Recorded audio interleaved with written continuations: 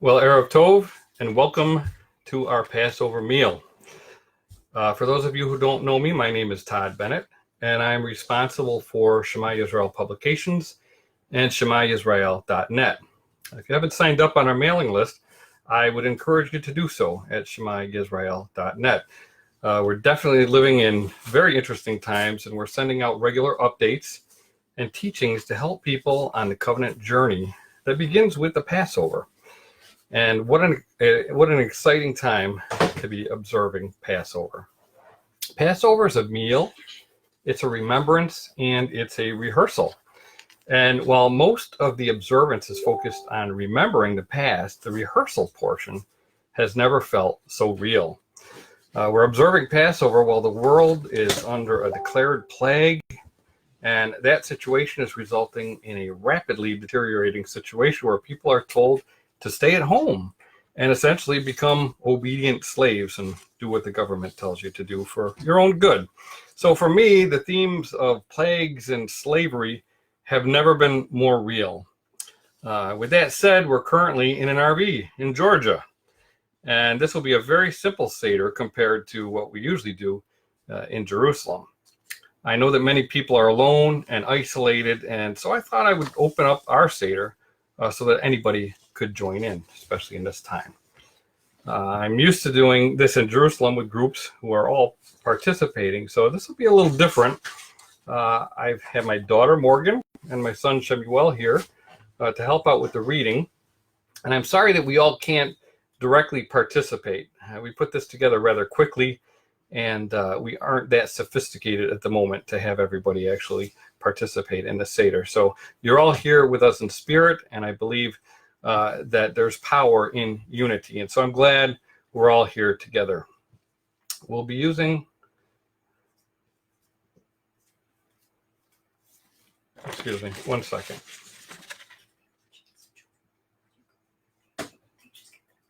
Oh, okay, yeah, okay. So we're new at this, and so we're kind of giving people a little extra time to get joined in here. But we'll be using the Messianic Passover Haggadah that I set forth and made free on our website at ShemaYisrael.net. So we'll be going through our Seder on the Passover Haggadah, and so I invite you to join along with us. I'll be streamlining the Seder a bit. So if you're following along, we might be skipping through some portions due to our present situation. Also, we'll be doing it all in English, except for the names of the Father, Yod-He Vav-He, and the Son, Yeshua.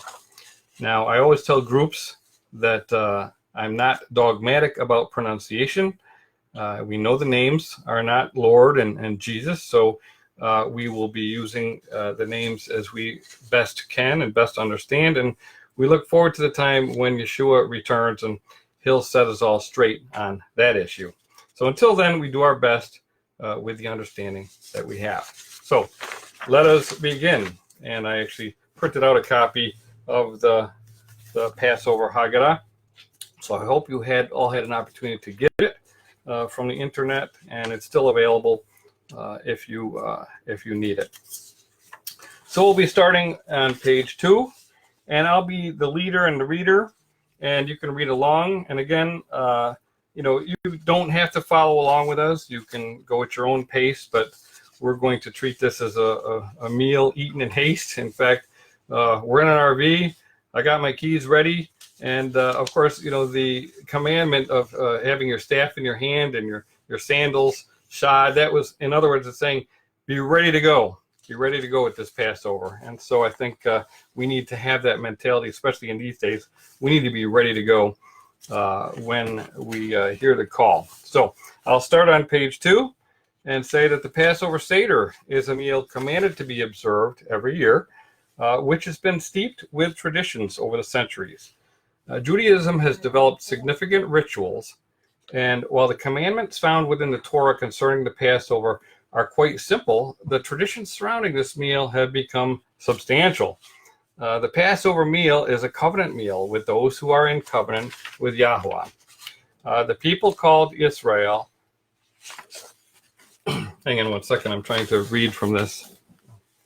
The Passover meal is a covenant meal with those who are in covenant with Yahuwah, the people called Yisrael. This is not a Jewish holiday, nor does it belong exclusively to the Jewish religion. If you're not in the Jewish religion, then you are not under their rabbinic authority. So there's no need to follow their traditions. And that's one thing we really try to stress here. Jewish tradition has developed a Seder ritual which can become very lengthy and involved. A meal which was originally commanded to be eaten in haste oftentimes is anything but that. And a meal that is to be eaten in a house, sharing one lamb or goat with friends, neighbors, or family members, has often been turned into an event. While not all tradition is bad, we must be careful that we do not confuse our traditions with the commandments found within the Torah. Now, Messiah Yeshua strictly reproved the Pharisees for elevating their traditions and treating them as commandments, while at the same time neglecting or obscuring the true commandments found within the Torah. Some of the Seder traditions found in the Jewish Seder have added to the commandments and even incorporate pagan elements at times. So tonight we'll attempt to go back to the original commandments while retaining some of the edifying tradition. The fact that we have a Haggadah is a tradition, which helps to provide an outline and some structure to this very special meal. This Haggadah is meant only to be a guide, and participants should feel free to elaborate or deviate as deemed appropriate. While the traditional Seder includes 4 cups of wine, we'll be celebrating with 7 cups based upon the patterns in the Torah. While the traditional Seder recites Dayanu, proclaiming that it would be enough if Yahweh had not completely fulfilled his promises to Abraham, we reject that notion. Tonight, we celebrate the Passover, remembering that Yahweh is the Elohim who makes covenants with his people, and he always keeps his word. And with that expectation, we celebrate this Passover in obedience to our Creator with a heartfelt desire to receive all that he's promised us. And with that understanding, we will recognize that he sent his son, Yeshua the Messiah, in fulfillment of the teaching of Abraham, that Yahweh himself would provide a lamb. We read that in Bereshit 22:8. Now, we recognize that Yeshua, as the promised son of Yahweh, was sent as the Lamb of Yahweh in fulfillment of the Passover sacrifice. While the traditional Seder completely ignores Yeshua the Messiah, we see that he is at the very center of this celebration. So while we celebrate and observe this meal, let us endeavor to return to the simplicity of this very significant time and remember that above all else, this meal is a memorial and a rehearsal. We not only look back to historical events in the past, but we look to the future. Therefore, we must be willing to look at the Passover with a fresh perspective every year and not get tied up in traditions of the past, so that we remain ready to see a new fulfillment in our times. This is not a religious service. It's a story, it's a teaching, and it's a rehearsal, all placed within the context of a meal. Now, Yah intended it to be that way, so all should remember and learn, not only by listening, but by participating in this exercise of faith. Now, we're gathered this evening to observe and remember Passover, known as Pesach in Hebrew, Yahweh's deliverance of his people. Yahweh delivered Yisrael from the bondage of slavery and revealed his name to the world through that process. He commanded us to observe this feast, and we're not to celebrate in vain, but to give thanks to him and to recognize an even greater Passover and deliverance. Through the shed blood of the Lamb of Elohim, Messiah Yeshua, we too will be passed over from death and released from the bondage of sin. Now, I ask this evening that you consider each of the scriptures and prayers that we'll be reading, and that you may truly observe and recognize our Elohim, the Elohim of Abraham, Yitzhak, and Yaakov, the Elohim of Yisrael. Yahweh spoke to Moshe, saying, "These are the appointed times of Yahweh, holy convocations, Kadosh Mikra, which you shall proclaim at the appointed time. For them, in the first month, on the 14th day, on the month at twilight, is Yahuwah's Passover. It's important to recognize that these are not Jewish holidays, as I said. They're the appointed times of Yahuwah. All who are in covenant with the Mighty One of Israel are expected to observe the Passover, and only those in covenant with Yahuwah are permitted to partake. Shemot 12:43 through 44 says, "No foreigner is to eat of it. Any slave you have bought may eat of it after you have circumcised him, but a temporary resident and a hired worker may not eat of it. An alien living among you who wants to celebrate Yahuwah's Passover must have all of the males in his household circumcised. Then he may take part like one born in the land. No uncircumcised male may eat of it. The same law applies to the native born and the alien living among you." We know that circumcision was the sign of the covenant, and circumcision goes beyond the flesh and is a fulfillment. It's fulfilled by the circumcision of the heart. All those who partake of this meal must be in covenant with Yahuwah and be circumcised. The blessing and the lights. Now, light is a symbol of Elohim's presence. We know that the 7-branch menorah was always to be kept burning in the house of Elohim. And so we light our lamps or candles to commemorate that Yah meets with his people at his appointed times. It's written in the scriptures that the offspring of a woman would crush the serpent's head. And I will put enmity between you and the woman, and between your offspring and hers. He will crush your head, and you will strike his heel. Now, just as Yeshua, the light of the world, was brought into the world through a woman, the Passover meal traditionally begins with a woman kindling lights, which sets apart this evening as a celebration before Yahuwah. So let us kindle the festive lights. Now, in our case, we're ad-libbing a little bit because we didn't go on this trip with a menorah. Never thought we'd be in an RV at Passover. So we have our menorah behind me, and the lights are kindled and glowing. So, Morgan, would you please read the prayer in English? Baruch atah Yahuwah In English? Eloheinu. You can just read it in English. Blessed are you, Yahuwah, our Elohim, King of the universe, who has sanctified us by your word and has given us Yahushua, the Messiah, the light of the world, and it is in his name we kindle the Passover lights. Amen. And we all recite, "Blessed are you, Yahuwah, our Elohim, King of the universe, who has performed miracles for our ancestors in those days, in this season." Now, I said we're going to streamline the Seder a little bit, and so we're not going to be reading the Hebrew translations. We're just going to read the English in this case. So now we start with Kiddush. Tonight, as I said, we drink 7 cups of wine instead of the traditional 4 cups. Each of these cups reminds us of one of the 7 promises or I wills made by Yahweh to Moshe. Now, I'll just comment, you don't have to drink full cups of wine. You can drink a sip from each cup. We're not here to have you overindulge in wine, but you determine how much is appropriate for yourself. We read in Shemot 6 through 8, "I am Yahweh, and I will bring you out from under the yoke of the Egyptians. I will free you from being slaves to them, and I will redeem you with an outstretched arm and with mighty acts of judgment. I will take you as my own people, and I will be your Elohim. Then you will know that I am Yahweh your Elohim, who brought you out from under the yoke of the Egyptians, and I will bring you to the land I swore with uplifted hand to give to Abraham, to Yitzhak, and Yaakov, and I will give it to you as a possession. I am Yahweh."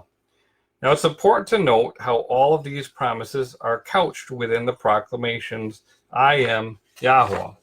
And as we continue, we'll see how important the name of Yahweh is to the Passover and the Exodus. In fact, the reason that Israel experienced the difficulties with Egypt was so that the name of Yahweh could be revealed and esteemed before the world. And it's important to remember that when we consider Passover. The 7 I will statements reveal the covenant path established by Yahuwah for his covenant people to follow. They reveal the journey of faith that we all must take as we travel from slavery to our inheritance. And this journey was revealed through the life of a man named Abram, who received a promise from Yahuwah.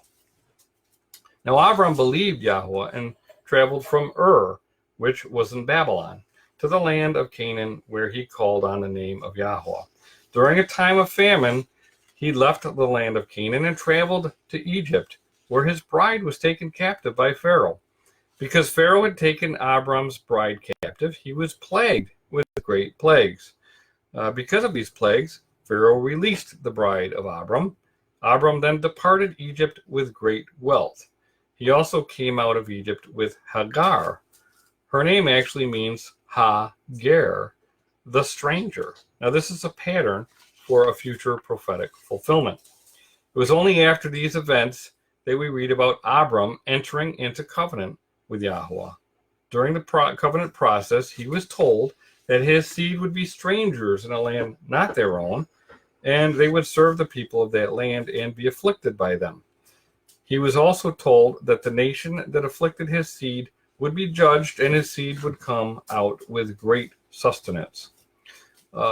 Those words came to pass. The seed that passed from Abraham through Yitzhak and Yisrael would later return to Egypt. They became slaves and were afflicted until the chosen time of deliverance arrived. That is where our story begins. First cup, the cup of deliverance. Therefore tell the children, I will bring you out from under the yoke of the Egyptians. The first cup, the cup of deliverance. Through this first cup, we remember the promise that Yahuwah would bring Israel out from under the yoke of the Egyptians. A yoke is a control device. It's an instrument that typically restrains two animals together so that they can be used for work. The Hebrew word is siblot, which refers to a burden or hard labor. The Egyptians controlled and oppressed the Israelites before Moshe came to deliver them. After Moshe came, Pharaoh treated them even harsher. Shem, can you read now? Okay. Starting here. Moshe and Aaron went to Pharaoh and said, This is what Yahuwah, the Elohim of Israel, says. Let my people go, so that they may hold a festival to me in the desert. Pharaoh said, Who is Yahweh that I obey him and let Israel go? I do not know Yahuwah, and I will not let Israel go. Then they said, The Elohim of the Hebrews has met with us. Now let us take a 3-day journey into the desert and to offer sacrifices to Yahuwah, our Elohim, or he may strike us down with plagues or with the sword. The king of Egypt said, Moshe and Aaron, why are you taking the people away from their labor? Get back to your work. Then Pharaoh said, Look, the people of the land are now numerous, and you are stopping them from working. That same day, Pharaoh gave this order to the slave drivers and foremen in charge of the people. You are no longer to supply the people with straw for making bricks. Let them go and gather their own straw, but require them to make the same number of bricks as before. Don't reduce the quota. They are lazy. This is why they are crying out, Let us go and make sacrifices to our Elohim. Make the work harder for the men so they keep working and pay no attention to lies. Then the slave drivers and the foremen went out and said to the people, This is what Pharaoh says. I will not give you any more straw. Go and get your own straw wherever you can find it, or your work will not be reduced at all. So the people scattered all over Egypt to gather stubble to use for straw. The slave drivers kept pressing them, saying, Complete the work required of you for each day, just as when you had straw. The Israelite foremen appointed by Pharaoh's slave drivers were beaten and were asked, Why didn't you meet your quota of bricks yesterday or today, as before? Then the Israelite foreman went and appealed to Pharaoh. Why have you treated your servants this way? Your servants are given no straw, yet we are told, Make bricks.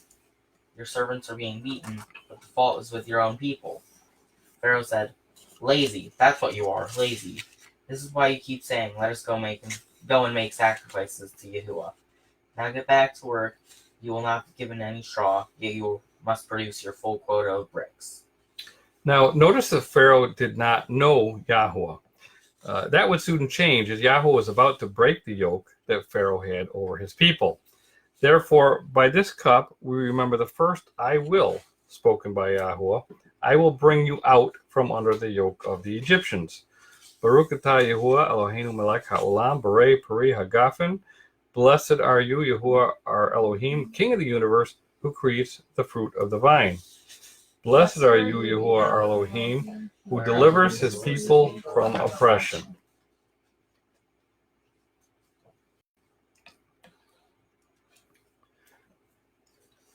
Now, there's a very old tradition with much mystery involving a particular piece of matzah during the Passover Seder.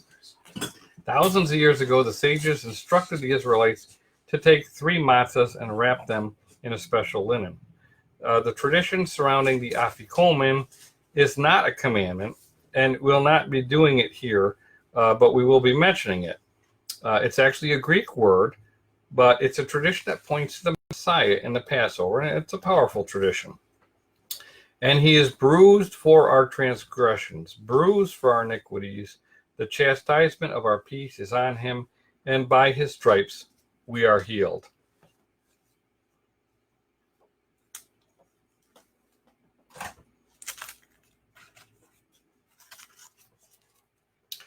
Baruch atah Yahuwah Eloheinu melech haolam, hamotzi lachem min haaretz. Blessed are you, Yahuwah our Elohim, King of the universe, who brings forth bread from the earth.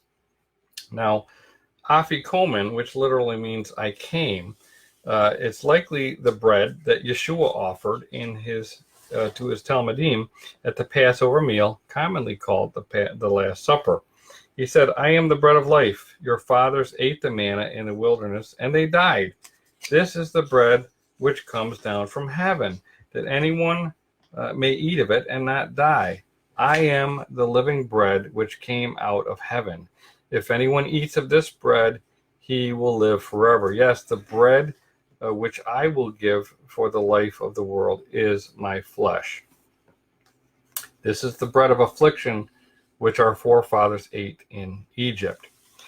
Eat no unleavened bread with it. For 7 days you shall eat with it unleavened bread, bread of affliction, because you came out of the land of Egypt in haste, so that you may remember all the days of your life, the day when you came out of the land of Egypt. The afikomen is traditionally wrapped in a white napkin and hidden away. This reminds us of how Messiah was wrapped in linen cloth and buried for 3 days. When it was evening, there came a rich man from Arimathea named Joseph, who himself had also become a Talmud of Yeshua. This man went to Pilate and asked for the body of Yeshua.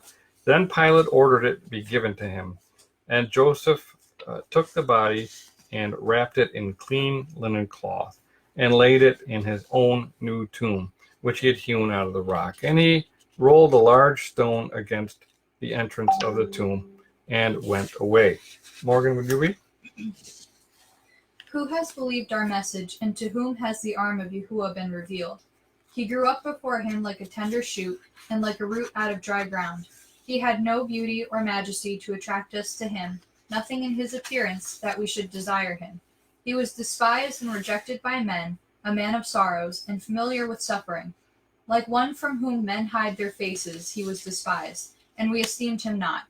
Surely he took up our infirmities and carried our sorrows, yet we considered him stricken by Elohim, smitten by him, and afflicted. But he was pierced for our transgressions, he was crushed for our iniquities. The punishment that brought us peace was upon him, and by his wounds we are healed. We all, like sheep, have gone astray. Each of us has turned to his own way, and Yahuwah has laid on him the iniquity of us all. He was oppressed and afflicted, yet he did not open his mouth. He was led like a lamb to the slaughter, and as a sheep before her shearers is silent, so he did not open his mouth. By oppression and judgment he was taken away, and who can speak of his descendants? For he was cut off from the land of the living, for the transgression of my people he was stricken. He was assigned a grave with the wicked, and with the rich in his death, though he had done no violence, nor was any deceit in his mouth. Yet it was Yahuwah's will to crush him and cause him to suffer, and though Yahuwah makes his life a guilt offering, he will see his offspring and prolong his days, and the will of Yahuwah will prosper in his hand. After the suffering of his soul, he will see the light of life and be satisfied. By his knowledge my righteous servant will justify many, and he will bear their iniquities. Therefore I will give him a portion among the great, and he will divide the spoils with the strong, because he poured out his life unto death, and was numbered with the transgressors. For he bore the sin of many, and many intercession for the transgressors. The questions. But first the Shema. Hear, O Israel, Yahuwah Elohim, Yahuwah is one. You shall love Yahuwah your Elohim with all your heart, and with all your soul, and with all your strength. These commandments that I give you today are to be in your hearts. You shall diligently teach them to your children. You shall speak of them when you sit in your home, and when you walk along the way, when you lie down, and when you rise up.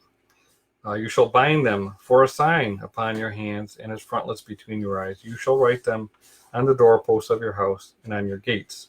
An important part of this meal is to teach our children.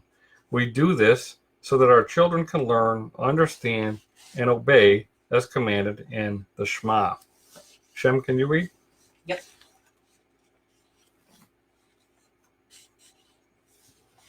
Read a part. Yeah. In the future, when your son asks you, what is the meaning of the stipulations, decrees, and laws Yahuwah our Elohim has commanded you, tell him, we were slaves of Pharaoh in Egypt, but Yahuwah brought us out of Egypt with a mighty hand before our eyes. Yahuwah sent miraculous signs and wonders, great and terrible, upon Egypt and Pharaoh and his whole household. But he brought us out from there to bring us in and give us the land that he promised us on oaths to our forefathers. Yahuwah commanded us to obey all these decrees and to fear Yahuwah our Elohim, so that we might project and might always prosper to be kept alive, as in the case today. And if we are careful to obey all this command before Yahuwah our Elohim, as he has commanded you, and that will be our righteousness. And when your children ask you, what does this ceremony mean to you? Then tell them, it is the Passover sacrifice to Yahuwah, who passed over the houses of the Israelites in Egypt and spared our homes when he struck down the Egyptians. And Shem, I think this one is you also. On all other nights, we eat leavened bread and unleavened bread.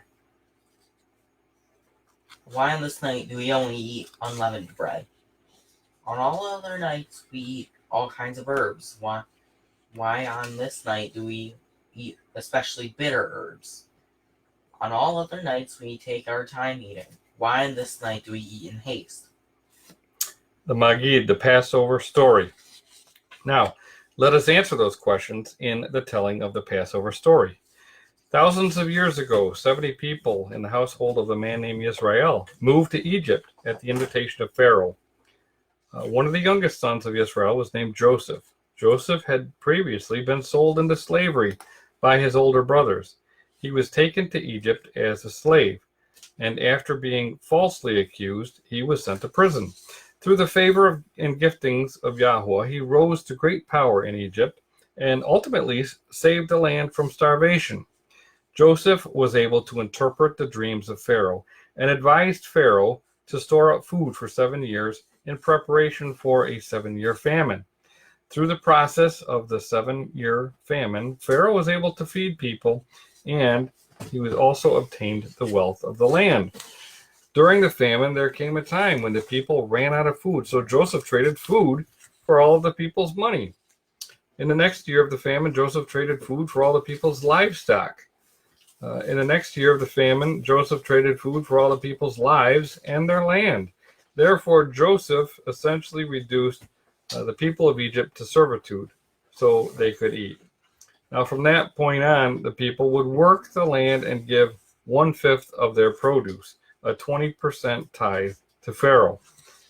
This is the land and the system which the descendants of Israel willingly moved into. Now, initially, They were given favor because of Joseph, and the scriptures report that the Israelites settled in the land of Goshen. It was a good land, and they acquired property there and were faithful and increased. They were fruitful and increased greatly in number. Now, life was good, at least for a while. They surely settled in and they got comfortable. They may have even forgotten that this was not their permanent home. Yahuwah had promised the land of Canaan to their father Abraham. Over time, new pharaohs arose who forgot about Joseph and saw the Israelites as a threat. Centuries later, they found themselves under the yoke of Egypt. They were not free to do as they pleased. They eventually became slaves afflicted in bondage. That's why to this day the Hebrew word for Egypt is Mitzrayim, and it's likened with bondage. At the chosen time, Yahuwah remembered his promise to Abraham and sent the Israelites one who would deliver them from their bondage. Yahuwah chose Moshe to deliver the people and gave them instructions and authority to accomplish the task. Morgan, can you read here? Yahuwah said, I have indeed seen the misery of my people in Egypt. I have heard them crying out because of their slave drivers, and I am concerned about their suffering. So I have come down to rescue them from the hand of the Egyptians and to bring them up out of the land into a good and spacious land, a land flowing with milk and honey, the home of the Canaanites, Hittites, Amorites, Perizzites, Hivites, and Jebusites. And now the cry of the Israelites has reached me, and I have seen the way the Egyptians are oppressing them. So now go, I am sending you to Pharaoh to bring my people, the Israelites, out of Egypt. Shem, can you take over? Yahuwah said to Moshe and Aaron in Egypt, This month is to be for you the first month of our year. Tell the whole community of Israel that on the 10th day of this month, each man is to take a lamb for his family, one for each household. If any household is too small for a whole lamb, they must share one with their nearest neighbor, having taken into account the number of people there are. You are to determine the amount of lamb needed in accordance with what each person will eat. The animals you choose must be year-old males without defect, and you may take from them from the sheep or the goats. Take care of them until the 14th day of the month, when all the people of the community of Israel must slaughter them at twilight, when they are to take some blood and put it on the sides and tops of the door frames of the house where they eat the lambs. That same night, they are to eat the meat roasted over the fire, along with bitter herbs and bread made without yeast. Do not eat the meat raw or cooked in water, but roast it over the fire, head, legs, and inner parts. Do not leave any of it till morning. If some is left till morning, you must burn it. This is how you are to eat it, with your cloak tucked in your belt, your sandals on your feet, and your staff in your hand. Eat in haste. It is Yahuwah's Passover. On that same night, I will pass through Egypt and strike down every firstborn, both men and animals, and I will bring judgment on all the gods of Egypt. I am Yahuwah. The blood will be a sign for you on the houses where you are, and when I see the blood, I will pass over you. No destructive plague will touch you when I strike Egypt. This is a day you are to commemorate for the generations to come. You shall celebrate it as a festival to Yahuwah, a lasting ordinance. Now, just as the Israelites of old, we find ourselves outside the covenant land. Our individual rights and liberties are slipping away and moving increasingly into bondage and slavery by this Egyptian world system. And of course, it's never been greater than the time we're in right now. And it's never been more true than this day. So many of us long for the day when the deliverer from Yahweh will come and save us from our oppressor and bring us to the land promised to Abraham. On a night such as this, the Israelites celebrated a Passover meal with anxious anticipation. Tonight, we celebrate the Passover feast to remember what Yahweh did for them so long ago. We also have the privilege of remembering how he sent his son, his salvation, Yeshua, to set us free from the power of sin and death. We're here to remember what Yahuwah did for his people then and now. And we anxiously await the final deliverance of his covenant people, which will occur on a night such as this. The cup of freedom, the second cup. Then Yahweh said to Moshe, see, I have made you Elohim to Pharaoh, and your brother Aaron will be your prophet. You are to say everything I command you, and your brother Aaron is to tell Pharaoh to let the Israelites go out of his country. But I will harden Pharaoh's heart, and though I multiply my miraculous signs and wonders in Egypt, he will not listen to you.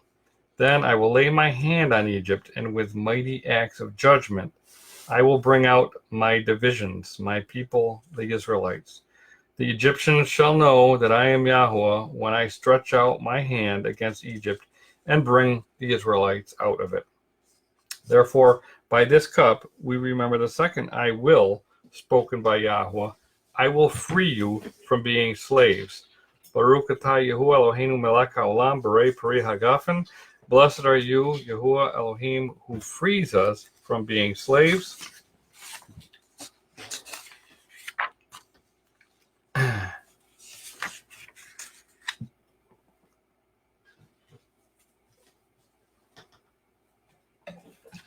Now, while tradition includes many ingredients on the Seder plate, the Torah only prescribes that three things must be eaten at the Passover meal.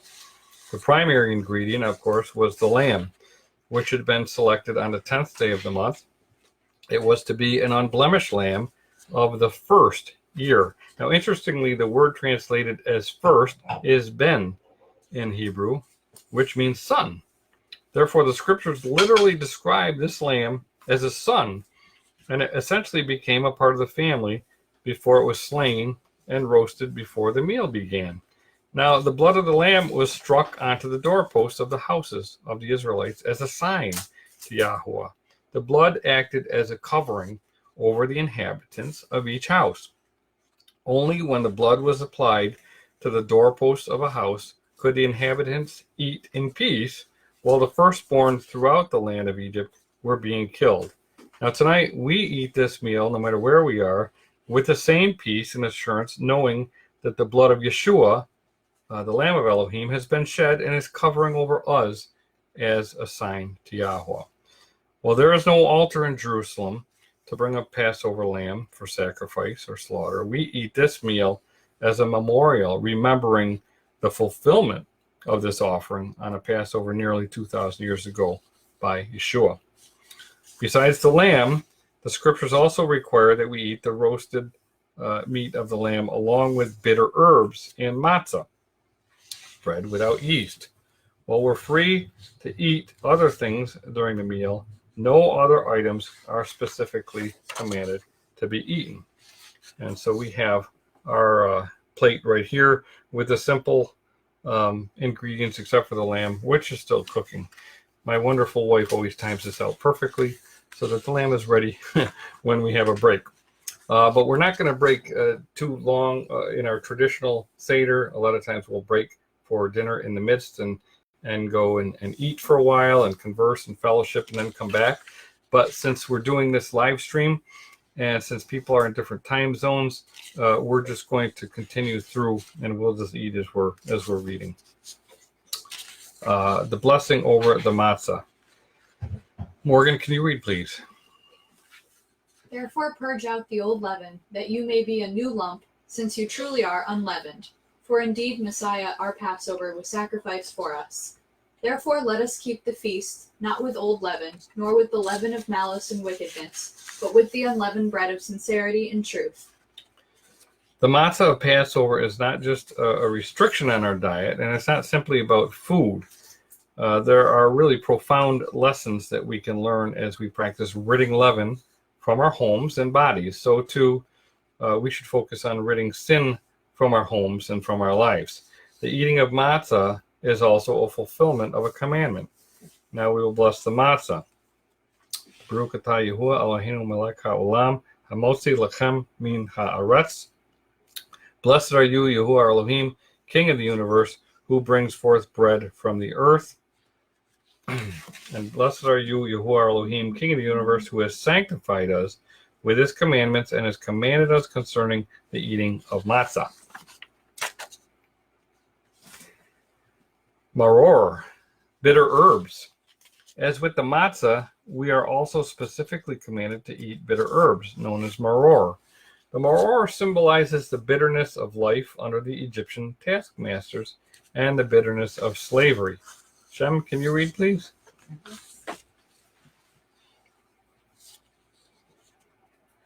The Egyptians compelled the sons of Israel to labor rigorously, and they made their lives bitter with hard labor in mortar and bricks, and at all kinds of labors in the fields, all their labors which they rigorously imposed on them.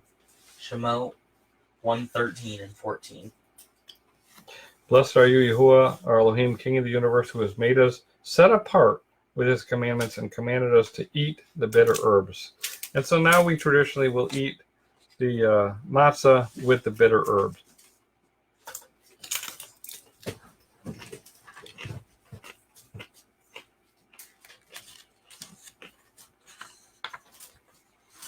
Now, I sent out in the newsletter that tradition includes a food called charoset, which symbolizes the mortar of affliction, and that's not a required ingredient. It's often included. And if you have charoset at your table, you may now eat that with your matzah as well. Now we move on to the third cup, the cup of redemption. Now, despite being duly warned, the heart of Pharaoh was hardened, and he refused to let Israel go out of the land to celebrate a festival to Yahuwah. Yahuwah brought judgments down upon the Egyptians, which devastated this mighty nation. Let's fill our cups a third time. A full cup is a sign of joy. And on this night, we're filled with joy in remembrance of Elohim's mighty deliverance. We must also, though, remember the great sacrifice at which redemption was purchased. So oftentimes as we recite the plagues, we might dip our finger in the cup of our third cup, allowing a drop of wine to fall, reducing the fullness of our cup of joy this night. So let's all recite the judgments now together. Blood, frogs, gnats, flies, disease to livestock, boils, thunder and hail, locusts, darkness, death of the firstborn. Now the Israelites were saved by Yahweh and no other. For it's written, on that same night I will pass through Egypt and strike down every firstborn, both men and animals, and I will bring judgment on all the gods of Egypt. I am Yahweh. I will pass through the land of Egypt. I, no other. I will strike down every firstborn. I, no other. I will bring judgment on all the gods of Egypt. I, no other. Now all the plagues were a direct affront to the gods of Egypt, and it was Yahweh himself who rendered judgment.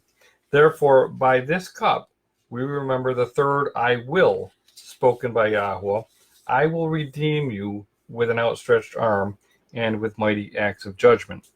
Baruch atah Yahuwah Eloheinu melech haolam, borei peri hagafen. Blessed are you, Yahuwah Elohim, King of the universe, who creates the fruit of the vine. Blessed are you, Yahuwah Elohim, who redeems his people with an outstretched arm and with mighty acts of judgment.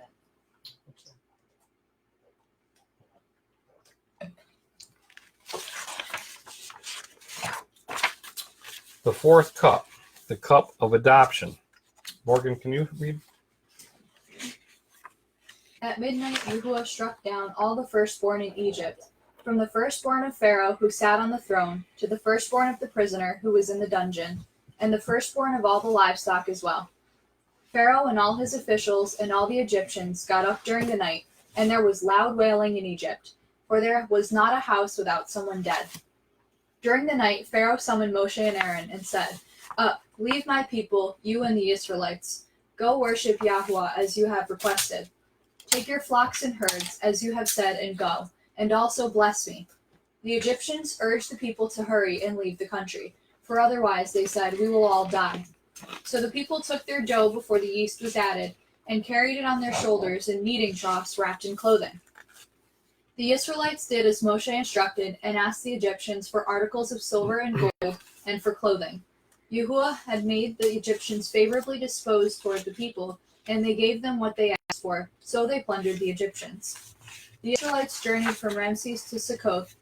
There were about 600,000 men on foot, besides women and children. A mixed multitude went up with them, as well as large droves of livestock, both flocks and herds. With the dough they had brought from Egypt, they baked cakes of unleavened bread. The dough was without yeast because they had driven out of Egypt and did not have the time to prepare food for themselves. Yahweh struck down the firstborn of Egypt, and he saved the firstborn of Israel, and anyone else who joined into the covenant and obeyed the commandments. Now we saw at the beginning of this Seder the requirement of circumcision, and Yahweh spoke directly to those outside the covenant, the alien and the slave. He made a way for them to be saved also.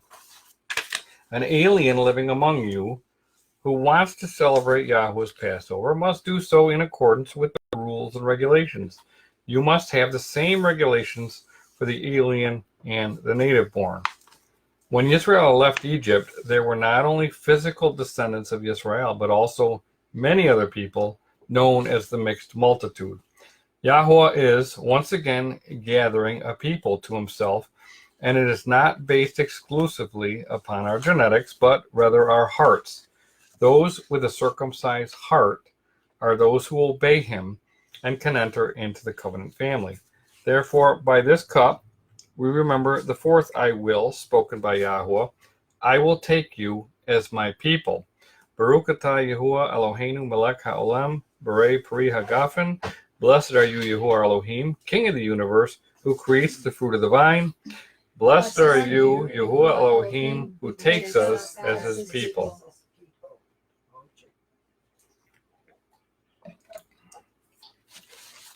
Now the meal.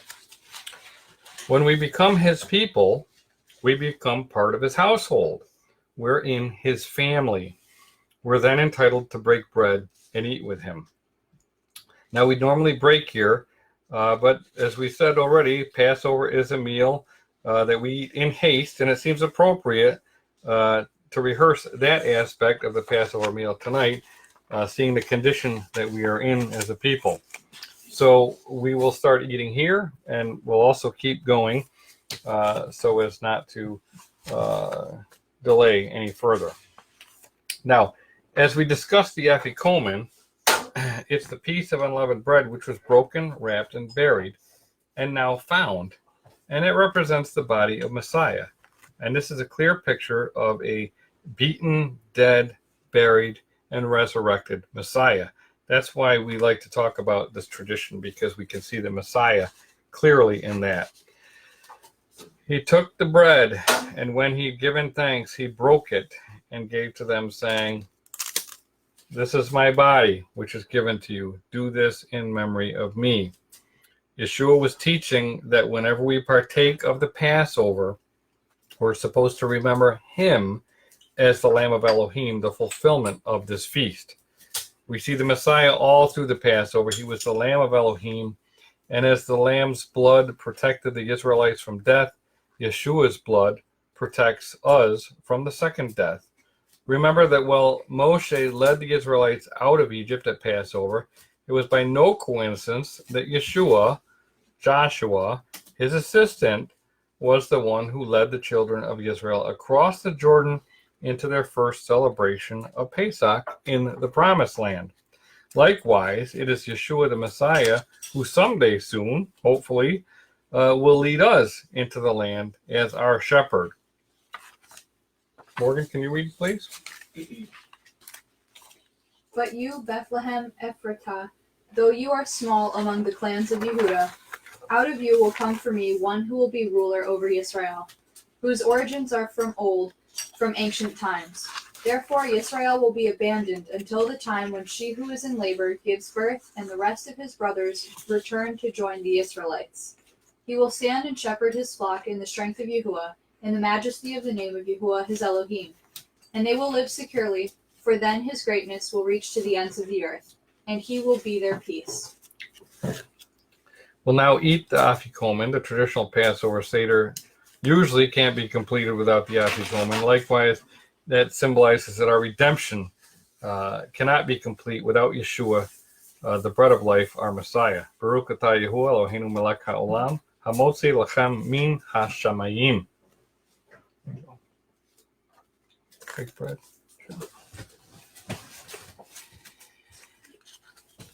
And blessed are you, O Yahuwah, our Eloheinu, King of the universe, who brings forth bread from the heavens.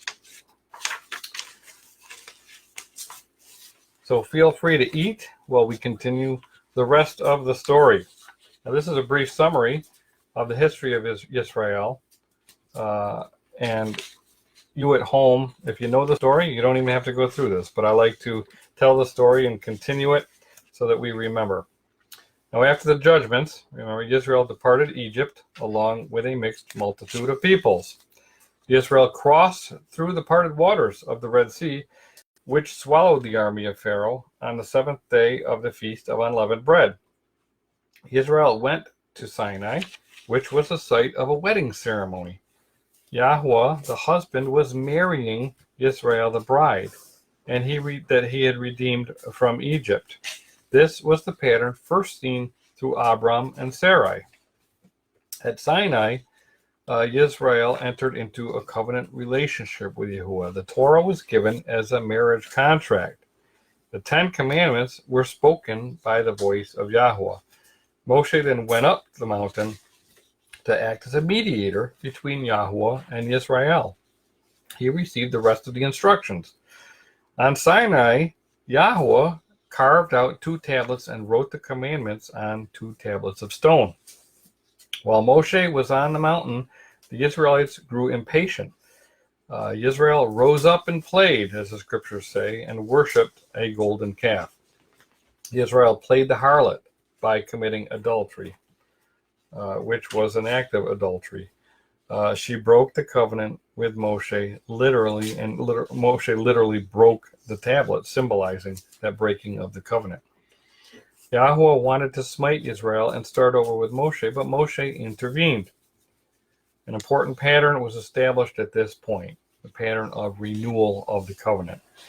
Yahuwah renewed the covenant with Israel. Only this time Moshe had to carve out the tablets of stone and carry them up the mountain. A man was now used to renew the covenant. Yahuwah wrote the same commandments on the renewed tablets, only this time they were on tablets brought by a man. This is a pattern which would repeat when Israel would break the covenant in the future. After entering into the promised land and after the passage of hundreds of years, the Israelites experienced much division and backsliding. They were eventually given a king. King David united the north and the south. He first ruled over the house of Yehuda, the south, for 7 years, and then the house of Israel, the north, anointed him as their king. So his son, King Solomon, fell away from Yahuwah, and because of his sins, the kingdom was divided after his death. The northern kingdom, called the house of Israel, sinned, and they were exiled and removed from the land by the Assyrians. The northern kingdom experienced 5 different captivities. The southern kingdom, called the house of Yehuda, also sinned and was exiled for a period of 70 years by the Babylonians. The southern kingdom experienced 7 different exiles and captivities. The house of Yehuda was allowed to return after their exile, but because of the egregious nature of their sins, the house of Israel was exiled for a much longer period of time. In fact, the prophet Ezekiel demonstrated that the house of Israel would be punished for 390 years. We read about that in Ezekiel 4:4. Moshe foretold that their punishment would be multiplied 7 times. So the house of Israel would be exiled, scattered around the world, and lost for a period of 2,730 years. Now, since their 5 exiles occurred between 723 BCE and 714 BCE, their punishment was scheduled to end between 2017 and 2014. And it's quite amazing to see the awakening that's taken place just in the last 20 years since I've been walking this Torah walk. This period of time seems to be an awakening for many people who are most likely from the house of Israel and are coming out of their captivity, and their eyes are being opened, and they're hearing the call to follow Torah.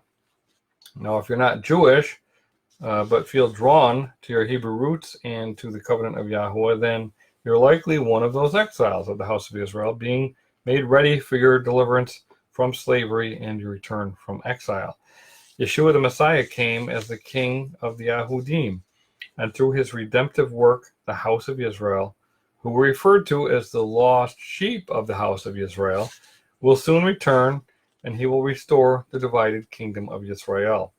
He died as the Passover lamb, and while we celebrate and remember his work as the Lamb of Elohim, we recognize that he was resurrected, and he will come again to restore the kingdom. The fifth cup, the cup of praise. Shem, can you read this, please? Mm-hmm.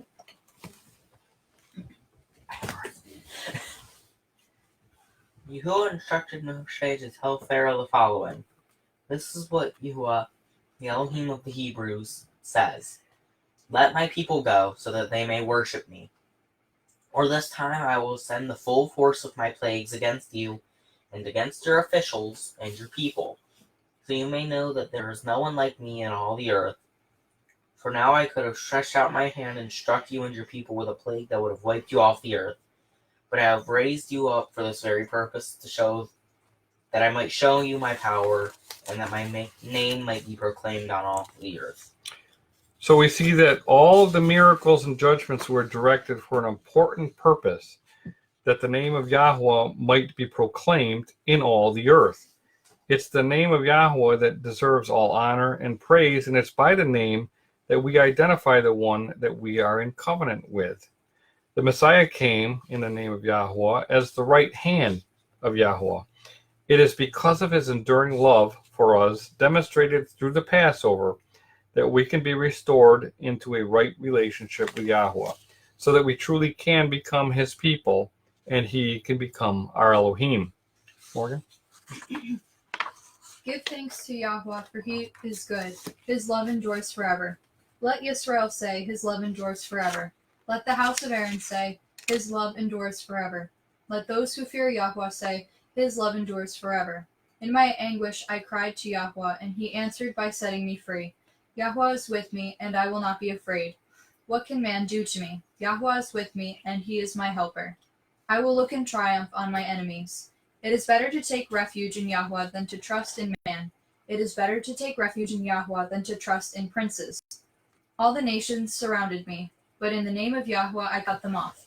They surrounded me on every side, but in the name of Yahweh I cut them off.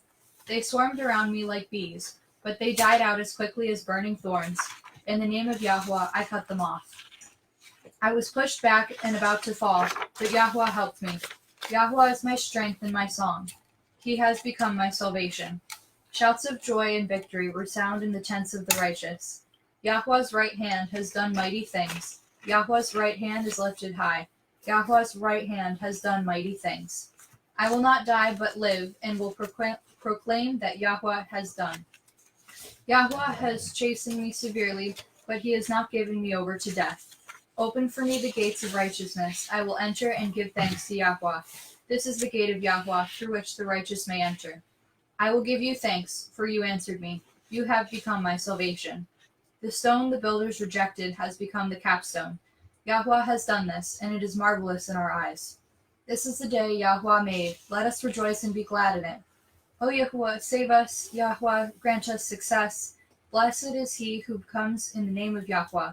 From the house of Yahuwah we bless you.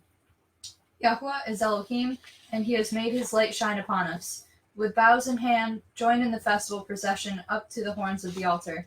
You are my Elohim, and I will give you thanks. You are my Elohim, and I will exalt you. Give thanks to Yahweh, for he is good. His love endures forever. Because Yahweh is our Elohim, he deserves our thanks and our praise. Therefore, by this cup, we remember the fifth I will spoken by Yahweh. I will be your Elohim.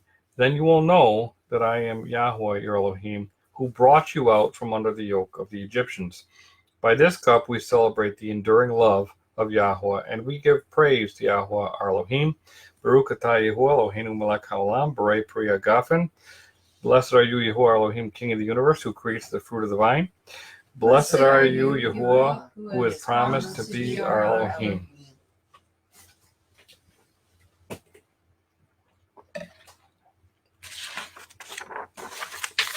The sixth cup, the cup of the covenant. We discussed the fact that the northern and southern kingdoms of Israel had broken the covenant and had been exiled. Yahuwah promised through the prophets that he would renew his covenant. Shem, will you read? Mm-hmm.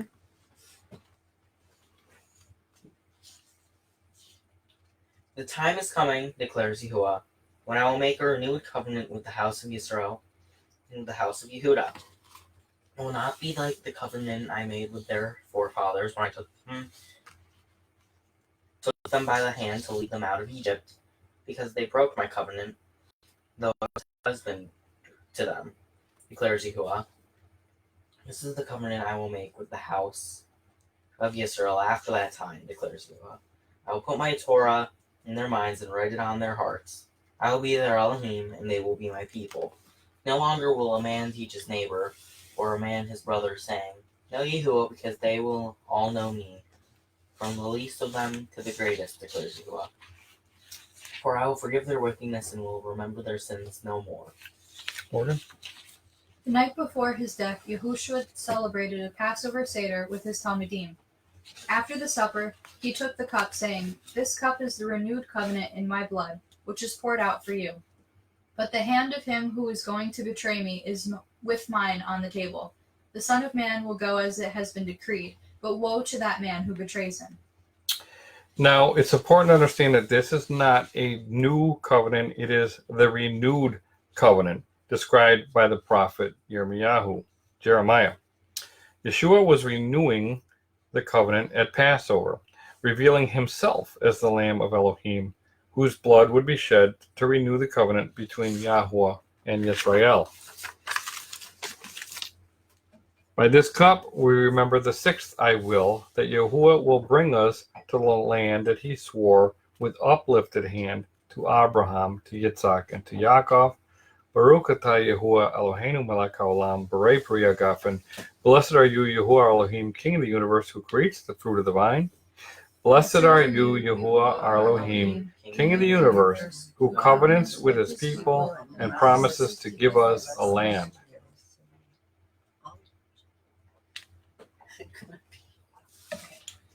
The seventh cup, the cup of inheritance. Now, when Israel finally completed their extended journey out of Egypt and crossed the Jordan River, they entered the promised land under the leadership of Yahshua, who we call Joshua. They were a free people in covenant with Yahweh. In like manner, we will gather under the banner of Messiah Yeshua. We will no longer be slaves to sin and the world. We will be free and servants of the living Elohim. We will enter the fullness of his covenant, referred to as the covenant of peace. Morgan, can you read? And I will make a covenant of peace with them. It will be an everlasting covenant with them. And I will place them and multiply them, and will set my sanctuary in their midst forever. My dwelling place also will be with them, and I will be their Elohim, and they will be my people. Therefore, by this cup, we remember the seventh I will, that Yahweh gives us a land as a possession. Baruch atah Yahuwah Eloheinu melech haolam, borei pri hagafen. Blessed are you, Yahuwah Elohim, King of the universe, who creates the fruit of the vine. Blessed are you, Yahuwah Elohim, King of the universe, who gives us a land as a possession.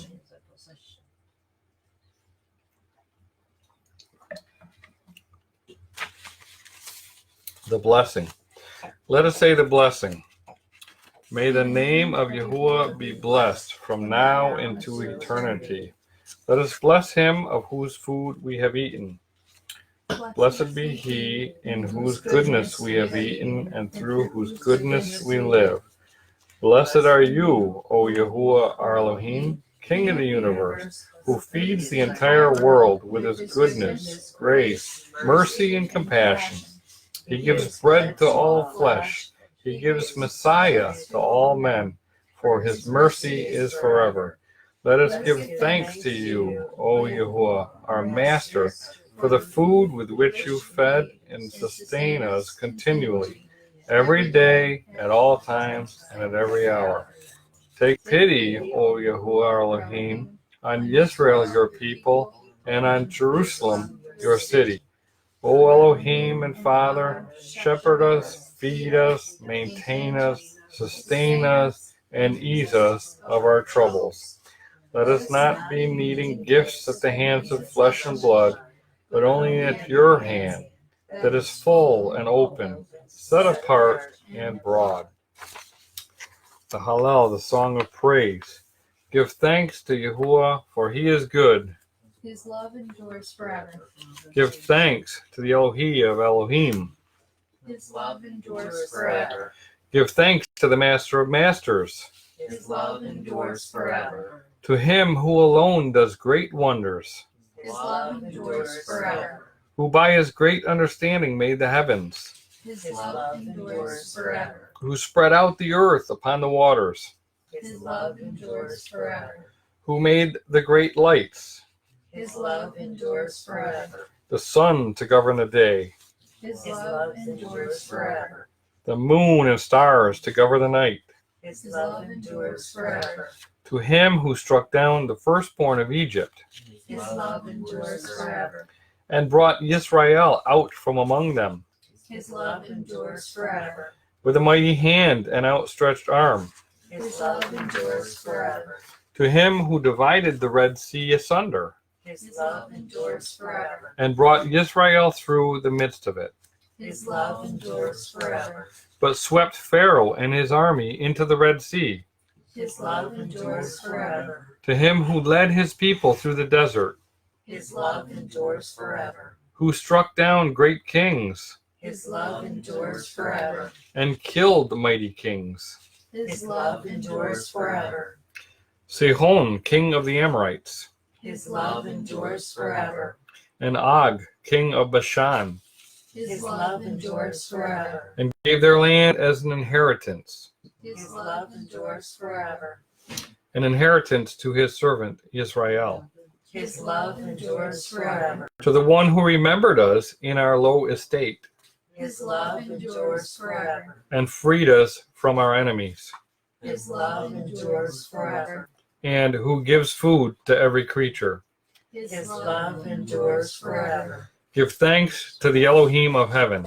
His love endures forever. Amen.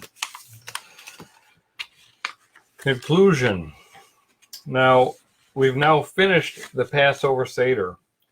While many people will retire to the comforts of their beds, many Israelites consider this night to be a watch night, a vigil.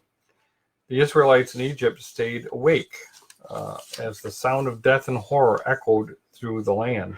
And remember that Messiah did not sleep on this night either. As the firstborn son of Yahuwah prepared to die, he was pressed and he prayed in fulfillment of the scriptures. Psalms 121, 3-4 says, He will not let your foot slip. He who watches over you will not slumber. Indeed, he who watches over Israel will neither sleep nor slumber. So as we watch throughout the night, may we contemplate the meaning of this time and this season. We've seen through the 7 cups, the 7 I wills, which outline the plan of restoration implemented by Yahuwah. We'll soon enter a feast of 7 days, the 7 days of the Feast of Unleavened Bread that follow the Passover. We'll also start a series of counting sevens as we count the Omer to Shavuot. We began our Seder speaking of the 7-branch menorah, and all of these sevens are meant to lead us to the Messiah. One particular prophecy which details the Messiah and the 7 spirits of Yahweh speaks to a future Exodus. Morgan, can you read, please? A shoot will come up from the stump of Jesse. From his roots a branch will bear fruit. The spirit of Yahuwah will rest on him, the spirit of wisdom and of understanding, the spirit of counsel and of power, the spirit of knowledge and of the fear of Yahuwah. And he will delight in the fear of Yahuwah. He will not judge by what he sees with his eyes, or decide by what he hears with his ears. But with righteousness he will judge the needy. With justice he will give decisions for the poor of the earth. He will strike the earth with the rod of his mouth. With the breath of his lips he will slay the wicked. Righteousness will be his belt, and faithfulness the sash around his waist. The wolf will live with the lamb, the leopard will lie down with the goat, the calf and the lion and the yearling together, and a little child will lead them. The cow will feed with the bear, their young will lie down together, and the lion will eat straw like the ox. The infant will play near the hole of the cobra, and the young child put his hand into the viper's nest. They will neither harm nor destroy on all my holy mountain, for the earth will be full of the knowledge of Yahuwah as the waters cover the sea. In that day the root of Jesse will stand as a banner for the peoples. The nations will rally to him, and his place of rest will be glorious. In that day Yahuwah will reach out his hand a second time to reclaim the remnant that is left of his people from Assyria, from Lower Egypt, from Upper Egypt, from Cush, from Elam, from Babylonia, from Hamath, and from the islands of the sea. He will raise a banner for the nations and gather the exiles of Israel. He will assemble the scattered people of Yehuda from the four quarters of the earth. Ephraim's jealousy will vanish, and Yehuda's enemies will be cut off. Ephraim will not be jealous of Yehuda, nor Yehuda hostile towards Ephraim. They will swoop down on the slopes of Philistia to the west. Together they will plunder the people to the east. They will lay hands upon Edom and Moab, and the Ammonites will be subject to them. Yahuwah will dry up the gulf of the Egyptian sea. With a scorching wind he will sweep his hand over the Euphrates River. He will break it up into 7 streams, so that the men can cross over in sandals. There will be a highway for the remnant of his people that is left from Assyria, and as there was for Israel when they came up from Egypt. In that day you will say, I will praise you, O Yahuwah. Although you were angry with me, your anger has turned away, and you have comforted me. Surely Elohim is my salvation. I will trust and not be afraid. Yahuwah is my strength and my song. He has become my salvation. With joy you will draw water from the wells of salvation. In that day you will say, give thanks to Yahuwah, call on his name, make known among the nations what he has done, and proclaim that his name is exalted. Sing to Yahuwah, for he has done glorious things. Let this be known to all the world. Shout along and sing for joy, people of Zion, for great is the Holy One of Israel among you. Now this is why we celebrate Passover, and we look forward to a future Pesach when we participate in an even greater Exodus than the ancient Israelites experienced, a time when we as sheep will not be gathered from one nation, but from throughout the entire world. Shem, can you read this next one? The days are coming, declares Yahuwah, when I will raise up to David a righteous branch, a king who will reign wisely and do just what is just and right in the land. In his days Yehuda will be saved, and Israel will live in safety. This is the name by which he will be called, Yahuwah our righteousness.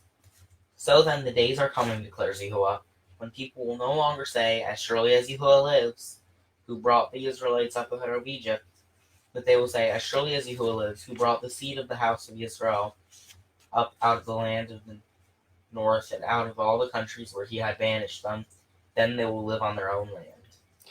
Now this is actually the 7th I will, and the completion of the promise commemorated by our 7th cup. Someday we will live in the land. We should be celebrating with the hope that we will be able to participate in this greater and final Exodus when Messiah returns and brings us into our inheritance. When that occurs, we will see the realization of the long-standing prayer at the end of every Passover Seder next year in New Jerusalem. Now, I want to thank you for joining us for our Passover Seder in our RV. But this is not the end. It's just the beginning of the covenant journey that we rehearse every year through the cycle of the appointed times. On Shabbat, I plan on sending out a teaching detailing the wilderness tests that Israel experienced during their journey out of Egypt toward the promised land. And in many instances, we see that the Israelites sinned because they were afraid. There are a lot of people afraid right now by what is going on in the world, but our Father gives us promises, as we saw in those 7 I wills. And we need to confirm those promises with our own I wills that we proclaim to Him. For instance, I will trust you. I will love you. I will obey you. Yeshua said, if you love me, obey my commandments. And John tells us that perfect love casts out all fear. So when we love Him, we obey Him. And when we obey Him, we're then in a position to receive His protection and His deliverance. It's really that simple. And I want to conclude by praying the Aaronic blessing over you, and then providing a better Hebraic understanding through a study done by Jeff Benner of ancienthebrew.org. The traditional prayer in Numbers 6:24 through 26 goes as follows. Yahuwah bless you and keep you. Yahuwah make His face to shine upon you and be gracious to you. Yahuwah lift up His countenance upon you and give you peace. Now notice that many of the words in this translation are abstract words, including bless and keep and gracious, countenance and peace. Each of the Hebrew words behind the English in this passage is filled with images that are lost when translated into the English language. And Jeff goes on to say that when we examine each of these words from their original cultural and linguistic perspectives, the message in this passage comes alive. Look at bless, for instance. The Hebrew verb barach means to kneel, as seen in Genesis 24:11. However, when written in the Peel form, such as it is in the Aaronic blessing, it means to show respectful, usually translated as bless. However, as respect is an abstract word, we need to uncover its original concrete meaning, which we can do by examining other words related to this verb. One such related word is the noun berek, meaning knee. Another related Hebrew word is berakah, meaning a gift or a present. Now, from this we see the concrete meaning behind the Peel form of the verb barak. It is to bring a gift to another while kneeling out of respect. The extended meaning of this word is to do or give something of value to another. Elohim respects us by providing our needs, and we in turn respect Elohim by giving Him ourselves as His servants. And I would think that we see an incredible picture of this when Yeshua knelt before His disciples and washed their feet. He gave us a clear understanding of this during His Passover Seder, His last Seder. Then we look, the Hebrews were a nomadic people, and we look at the word keep. They were nomadic and they raised livestock, and it would not be uncommon for a shepherd to be out with his flock, away from the camp over the night. In order to protect the flock, the shepherd would construct a corral of thorn bushes. The shepherd would then guard over the flock, and the corral would be a hedge of protection around them.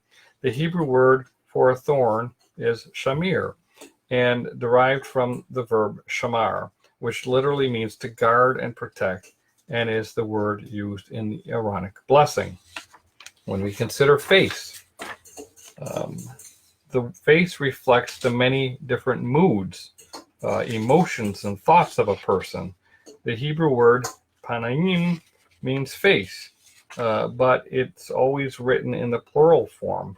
The im suffix identifies the word as plural, reflecting this idea of multiple faces of each person. This word can also mean presence or the wholeness of being of an individual. When we consider the word shine, the word or as a noun means light, and as a verb it is used here and means give light or shine, and is equated with bringing about order as light illuminates or reveals what has been dark. And when we consider the word gracious, most theologians will define grace as unmerited favor, but notice the abstractness of those words. The Hebrew verb translated as gracious in the Aaronic blessing is the verb chanan, and it's often paralleled with other Hebrew words meaning healing, help, being lifted up, finding refuge, strength, and rescue. From a concrete Hebraic perspective, this verb means to provide protection. Where does one run for protection? The camp, which in Hebrew is chana, a word related to Hanan. And then grant.